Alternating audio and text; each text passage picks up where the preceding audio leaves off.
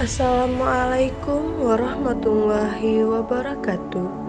Saya Yolanda Putri, mahasiswi Institut Agama Islam Negeri Langsa, Prodi Perbankan Syariah semester 7.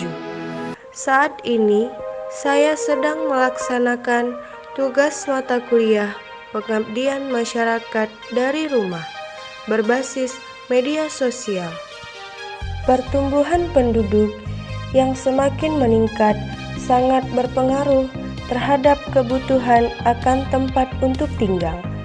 Semakin meningkat kebutuhan akan bahan baku untuk pembuatan bangunan, batu bata merupakan salah satu bahan material bangunan yang sering digunakan oleh masyarakat, baik itu untuk bangunan gedung, rumah, dan sebagainya.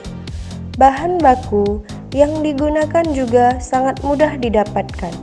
Desa Pantai Balai merupakan sebuah kampung yang terletak di Kecamatan Seruai, Kabupaten Aceh Tamiang, Provinsi Aceh, Indonesia. Desa Pantai Balai mengembangkan wilayahnya dari sektor industri rumah tangga dengan memanfaatkan kekayaan alam yang dimiliki.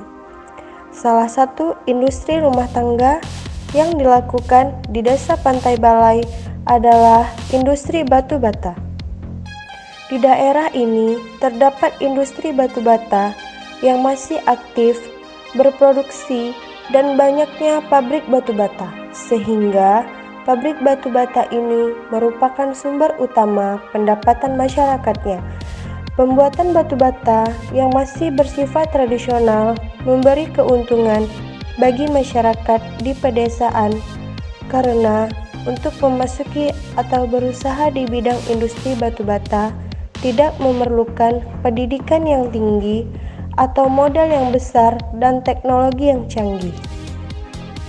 Industri batu bata di Desa Pantai Balai merupakan usaha sampingan bagi para petani di musim kemarau sebagai pendapatan atau pemasukan lain dari sektor pertanian dan juga upaya dalam meningkatkan pendapatan dan meningkatkan taraf hidupnya karena sebagian besar dari hasil pertanian tidak mencukupi kebutuhan rumah tangganya. Namun ada juga beberapa penduduk memilih menjadi pengrajin batu bata sebagai pekerjaan utama karena tidak memiliki lahan pertanian untuk digarap dan berpendapat bahwa industri batu bata lebih menguntungkan dibandingkan dengan usaha pertanian. Hingga sekarang usaha ini menjadi mata pencaharian yang banyak ditekuni oleh masyarakat Desa Pantai Balai. Di samping dari pertanian yang merupakan mata pencaharian pokok masyarakat di desa ini dan sistem pengupahan berdasarkan jumlah batu bata yang dihasilkan pekerja dihitung pada saat proses pengeringan. Para pekerja batu bata didominasi oleh pekerja wanita, baik remaja maupun ibu rumah tangga. Para pekerja tersebut ada yang merupakan pekerja tetap dan ada pekerja lepas atau tidak terikat dan disebut buruh harian. Para pekerja tersebut berasal dari desa itu sendiri. Adapun permasalahan yang dihadapi yaitu banyak juga anak pelajar yang bekerja di pabrik batu bata. Karena keterbatasan ekonomi menyebabkan banyaknya tuntutan. Salah satunya adalah remaja usia sekolah yang memilih untuk bekerja. Beberapa di antara mereka masih ada yang bersekolah, namun tidak sedikit di antara mereka juga putus sekolah. Remaja yang bersekolah sambil bekerja memiliki keuntungan sekaligus permasalahan yang harus mereka hadapi. Namun, keuntungan pada pelajar remaja yang bekerja adalah memiliki pengalaman untuk mengatur waktu, mendapatkan pengalaman seputar bisnis dan kegiatan yang berorientasi profit dan manajemen keuangan. Namun, beberapa permasalahan muncul pada remaja yang bersekolah sambil bekerja. Keadaan-keadaan tersebut mengakibatkan beberapa remaja mengalami kesulitan dalam mengatur kegiatannya yang lebih padat daripada pelajar remaja yang tidak bekerja paruh waktu, seperti kesulitan mengatur waktu antara tugas sekolah dan pekerjaannya.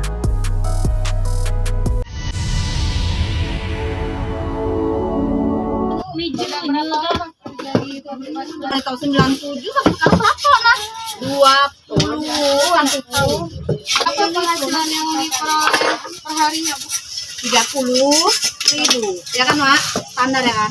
Dapat berapa Keping 600, 700. Kenapa ibu memilih kerja di sini? Cara kerja lain karena dingin. Ini tempatnya kan dingin enak. Malah kerja lain, maksudnya masak-masak disuruh gitu juga, bantu-bantu orang jualan nggak mau. Enak buat batu-batu aja nih, nggak ada diatur kayak gitu. Tidak sendiri. Kayak gitulah. Sama jalannya pabrik batu bata bapak ini Lebih kurang 15 tahun. 15 tahun ya. Apakah pabrik batu bapak ini merupakan sumber pencaharian masyarakat di sini? Oh iya, rata-rata menerima karyawan kerja sekitar 20 orang. 20 orang. Apakah ada pelajar yang bekerja di pabrik batu bata bapak? Ada juga untuk sementara belum mendapatkan pekerjaan. Kalau seperti kemarin kan ada banjir gitu. Itu bagaimana? Apakah apakah batu batanya ini berkurang pendapatannya? Oh, yang kena banjir jelas berkurang. Nah, pertama pada toki-tokinya untuk pengeluaran dana setiap hari untuk kebelanjaannya pekerjaan. Yang kedua, untuk putaran pekerjaannya nggak seperti biasa. Biasanya panas. Pekerjaannya full 100%. Masa sekarang kalau penghujanan cuma 50%. Apakah adik masih sekolah? Masih Kelas berapa? kelas 3 SMA. Udah berapa lama kerja di pabrik batu bata?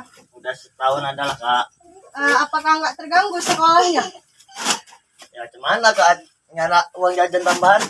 Kalau misalkan ada tugas di sekolah gitu, gimana tuh cara ngerjainnya? Kan kalau pulang sekolah langsung kerja.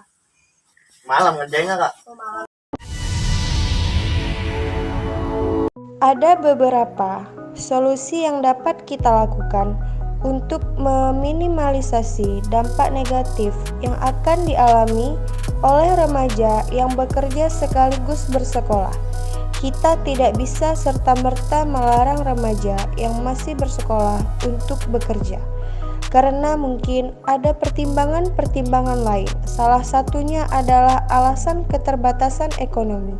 Kebanyakan permasalahan yang ada pada remaja tersebut adalah tersitanya waktu luang, sehingga tidak dapat melakukan hal-hal yang sifatnya rekreatif. Solusinya adalah mengurangi jam bekerja, sehingga masih ada waktu luang bagi pekerja remaja untuk beristirahat dan berinteraksi dengan rekan-rekannya. Usaha pembuatan batu bata di Pantai Balai diharapkan dapat menciptakan lapangan pekerjaan dan meningkatkan pendapatan.